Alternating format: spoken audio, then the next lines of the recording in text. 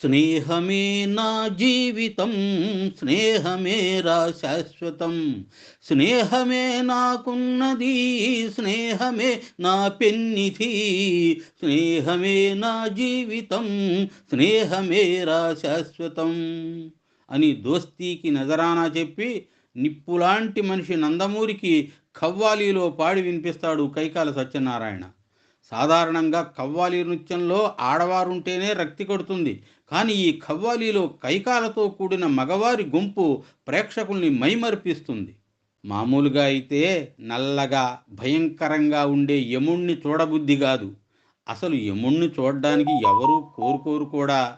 కానీ కైకాల యముడు ధుమ్ తత ధుమ్ తత ధుమ్ తత ధుమ్ అంటూ స్టెప్పులేస్తూ ధర్మ పరిరక్షణ దురంధరుండ, సకల పాప శిక్షణ దక్షుండ, చండతర దండతర బాహుమండిత విక్రముండ, నిఖిల చరాచర జీవ ప్రాణ నిర్మూలన నియముండ యముండ అని సంస్కృత సమాసాలతో పెద్ద పెద్ద డైలాగులు, మాటిమాటికి యముండ యముండ అంటూ చేసే యమగోల భరించలేక ఎన్టీఆర్ సార్ సార్ యముండ అని తప్పర్థం వచ్చేటట్లు కాకుండా యముణ్ణి అనండి సార్, అందరికీ అర్థమవుతుంది అని సజెస్ట్ చేస్తాడు. అప్పుడు కైకాల యముడు తన ఫక్కీ మార్చుకుని అచ్చ తెలుగులో అందరికీ అర్థమయ్యేటట్లు సెహబాసులే నరనారీమణి బహుబాగులే సుకుమారీమణి నిన్ను మెచ్చాను వచ్చాను రారమ్మని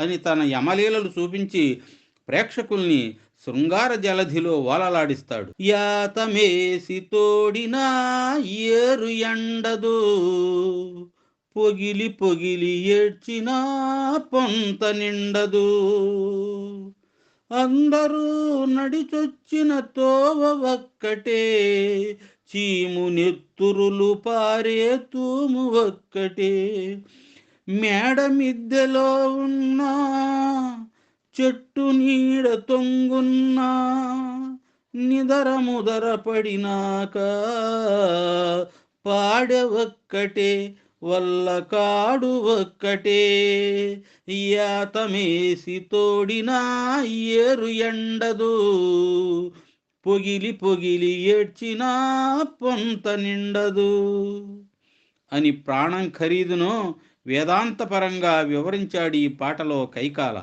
ఇలా శృంగారం నుండి శాంతం వరకు గల నవరసాల్లో ఏ రసాన్నైనా అలవోకగా పండించే నవరస నటనా సార్వభౌముడు కైకాల సత్యనారాయణ. తెలుగు చలనచిత్ర పరిశ్రమలో కలికితురాయి నవరస నటశిఖరం అయిన కైకాల సత్యనారాయణ ఆంధ్రప్రదేశ్ కృష్ణా జిల్లా గుడ్లవల్లేరు మండలం మాతామహుల ఇంట కౌతరం గ్రామంలో లక్ష్మీనారాయణ సీతారామమ్మ పుణ్య దంపతులకు 1935 సంవత్సరం జూలై 25వ తారీఖున జన్మించాడు. కౌతరంలో ప్రాథమిక విద్య, గుడ్లవల్లేరులో హై స్కూల్ విద్య, విజయవాడలో ఇంటర్ విద్య, గుడివాడ ఏఎన్ఆర్ కాలేజీలో డిగ్రీ విద్య పూర్తి చేశాడు. గుడివాడలో డిగ్రీ చదువుతున్నప్పుడు నాటకాలపై మక్కువ పెంచుకున్నాడు. ప్రఖ్యాత రంగస్థల నటుడు, దర్శకుడు, నాట్య కళాయోగి, క్రీడా సవ్యసాచి, ప్రభాకర నాట్య మండలి వ్యవస్థాపకుడేగాక నిర్వాహకుడు కూడా అయిన పామర్తి సుబ్బారావు శిష్యరికంలో నటనలో ఓనమాలు దిద్ది రాటుదేలాడు కైకాల సత్యనారాయణ. పల్లెపొడుచు, బంగారు సంఖ్యళ్ళు, కులం లేని పిల్ల తదితర నాటకాల్లో నటించి పేరు తెచ్చుకున్నాడు. ఆ నాట్య కళాయోగి వద్ద శిష్యరకం గూర్చి కైకాల మాటల్లోనే విందాం. నేను నాటకరంగ జీవితంలో తొలినాళ్లలో పామర్తి వారి మార్గదర్శకత్వంలోనే ఎదిగాను. ప్రభాకర నాట్య మండలి సభ్యునిగా సాగిన నా ప్రస్థానం నాకెప్పుడు ఓ మరపురాని మరువలేని మనోహర మధుర స్మృతియే. పామర్తి వారి కనుసన్నలలో మెలగడం, ఆయన గురుత్వం దక్కడం చేతనే నేను ఈరోజు ఇంత పేరు ప్రతిష్టలు సంపాదించుకోగలిగాను.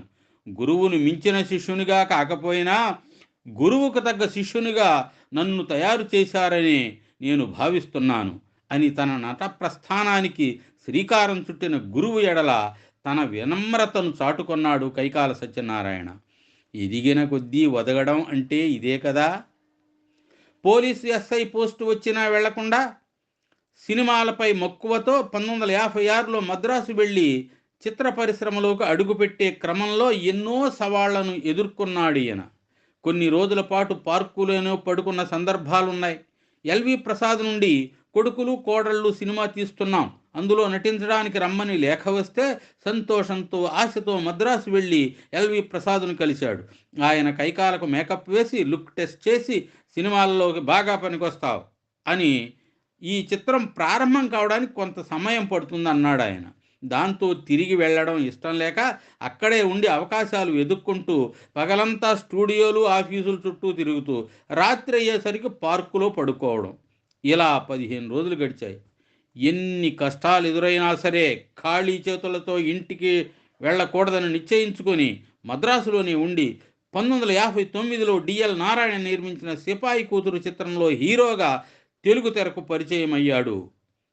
తర్వాత విఠలాచార్య నిర్మించిన కనకదుర్గ పూజా మహిమలో ప్రతినాయకుడిగా మెరిశాడు. ఈ పాత్ర మంచి గుర్తింపు తేవడంతో విలన్ పాత్రలు ఆయనను వెతుక్కుంటూ వచ్చాయి. ఎన్టీఆర్ ద్విపాత్రాభినయంతో విఠలాచార్య నిర్మించిన అగ్గిపిడుగులో విలన్ పాత్ర కైకాల జీవితాన్ని మలుపు తిప్పింది. సాంఘిక చిత్రాల్లోనూ కరడుగట్టిన విలన్గా ఆయన నటన ఆంధ్రుల మదిలో నిలిచిపోయింది. తర్వాత కైకాల సత్యనారాయణ విలన్ పాత్రలతో పాటు యముడు, కర్ణుడు, భీముడు, ఘటోత్కచుడు వంటి పౌరాణిక పాత్రలు వేసి మెప్పించాడు. తెలుగువారికి యముడంటే కైకాలే. పౌరాణికమైన, జానపదమైన, సాంఘికమైన, చారిత్రకమైన ఏదైనా ఆయనకొకటే. నవరసాలు పలికించడమే ఆయనకు తెలుసు.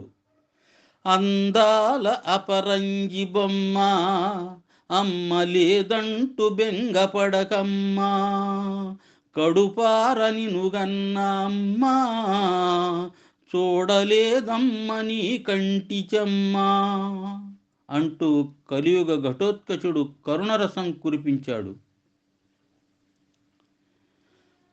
తాగుతా నీ అబ్బ తాగుతా, తాగుబోతున్నా యాళ్ళ తల్లో దూరెళ్ళుతా, తాగని నాయాలెందుకు లోకంలో, స్వర్గలోకమగ పొడతది మైకంలో, తాగుతా నీ అబ్బ తాగుతా, తాగుబోతున్నా యాళ్ళ తల్లో దూరెళ్ళుతా అని డబ్బుకు లోకం దాసోహం వల్ల తాగుడుకు లోకం దాసోహమైపోయిందని నిరూపించాడు కైకాల.